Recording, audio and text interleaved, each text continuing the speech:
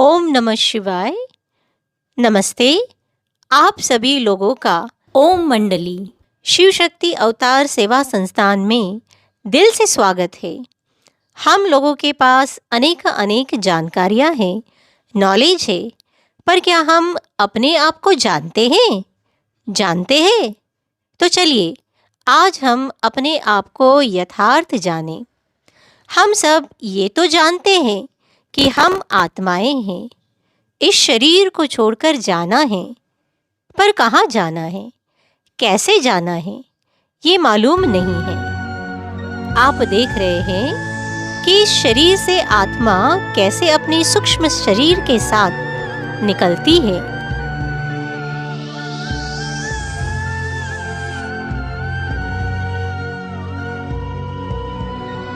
और अपने शरीर के इर्द गिर्द चक्कर लगाती है और भटकती रहती है।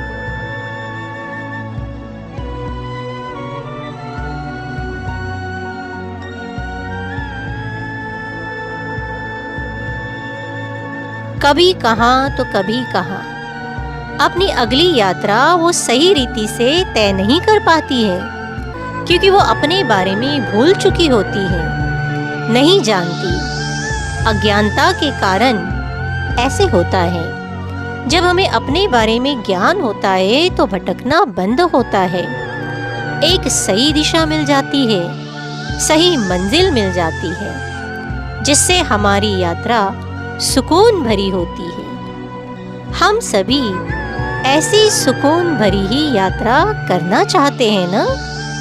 तो चलिए आज हम अपने आप को यथार्थ रीति से जानें। हम सब आत्माएं अपने शरीर रूपी डिब्बी में बैठे हैं। जैसे ये डायमंड देख रहे हैं, इसी तरह आत्मा डायमंड के समान अपने शरीर रूपी डिब्बी में है। जैसे ही आत्मा डायमंड शरीर रूपी डिब्बी से बाहर निकलती है, जैसे डायमंड चमकता है, वैसे आत्मा अपने दिव्य गुणों को अनुभव करना आरंभ करती है। जो कर्म उसने किया है वह भी उसके सामने आते हैं, चाहे वह अच्छे बुरे जो भी उसने किए हैं। आत्मा शरीर से निकलती है तब उसे शांति का एहसास होता है। शरीर में रहते वह अपने सात्विक दिव्य गुणों का अनुभव करे। क्या हम ये सब चाहेंगे? तो अपने आप को और अपने पिता परमात्मा को जानना होगा। आत्मा अपने सूक्ष्म 3 शक्तियों को कैसे यूज करती है? क्योंकि आत्मा शून्य नहीं है, वह चैतन्य है। इसमें मन, बुद्धि, संस्कार भी है। चलिए और सहज रीति से समझते हैं इसे। जैसे रथ और रथी होते हैं, तो रथी के बिना रथ चल नहीं सकता, वैसे ही आत्मा के बिना शरीर चल नहीं सकता। आत्मा रूपी रथी इस शरीर रूपी रथ में भ्रुकुटी के मध्य बैठकर इस शरीर रूपी रथ का संचालन कहो, नियंत्रण कहो करता है। आत्मा अपने मन से संकल्प चलाती है, तब इतना बड़ा शरीर कार्य करता है।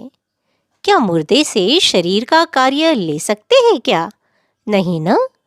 आत्मा मन से संकल्प करती है, बुद्धि से निर्णय करती है, और जो निर्णय होता है वो कर्म करती है। वही हमारे संस्कार बन जाते हैं। संस्कार अच्छे बुरे दोनों ही होते हैं, और संस्कारों को बदला भी जा सकता है। तो आत्मा रूपी रथी अपनी शरीर रूपी रथ को इन 3 सूक्ष्म शक्तियों से चलाती है। हम अपने मन के विचारों को सात्विक, सकारात्मक बनाते हैं तो बुद्धि सही निर्णय ले पाती है और संस्कार श्रेष्ठ बनते जाते हैं।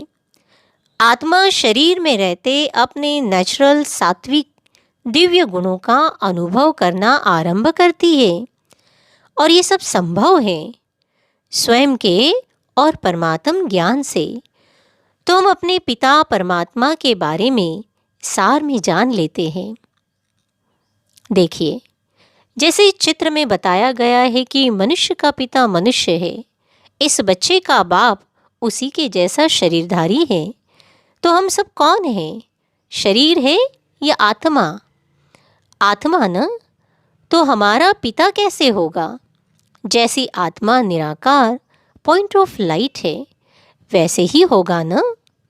हम सभी संसार के मनुष्य उस पिता परमात्मा को पुकारते हैं, हे गॉड फादर, हे परमपिता कहते हैं। तो इस नाते वो सभी की आत्मा का पिता हुआ न कि शरीर का। शरीर के तो सभी के अपने अपने पिता हैं, पर आत्मा का केवल एक ही पिता है, और वह है परमात्मा, परमपिता। हमने आत्मा के दिव्य गुणों की बात की थी। परमात्मा तो उन दिव्य गुणों का सागर है। उनको कहा ही जाता है शांति का सागर, सुख का सागर, प्रेम का सागर। वो हर बात में सागर है। आत्मा के 7 गुण हैं: सुख, शांति, आनंद, प्रेम, पवित्रता, ज्ञान और शक्ति।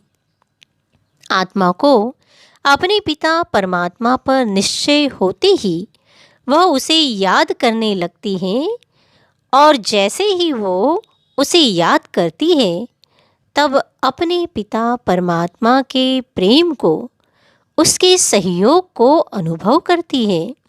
हम सब ने यह अनुभव किया ही होगा कि जब भी उसे पुकारा उसने हमारी मदद की है। वही सृष्टि के रचयिता है, वो असीम शक्तियों का मालिक है। एक पिता को अपने बच्चे से कैसा प्रेम होता है, वैसा, बल्कि उससे कई गुना अधिक उस पिता परमात्मा का अपने बच्चों से प्रेम है। बस अपने को आत्मा बच्चा समझकर उसे प्रेम से याद करना है। जब आत्मा ऐसा करती है तो वह अपनी मंजिल को प्राप्त कर लेती है। जैसे इस शरीर से आत्मा सूक्ष्म शरीर को लेकर बाहर निकलती है, परंतु वह भटकती नहीं, तड़पती नहीं, सीधा अपने पिता परमात्मा के धाम, उसके पास पहुंच जाती है। तो हम सब कैसी यात्रा करना चाहेंगे? यह प्रश्न जरूर अपने आप से पूछिएगा। अच्छा, ओम नमः शिवाय।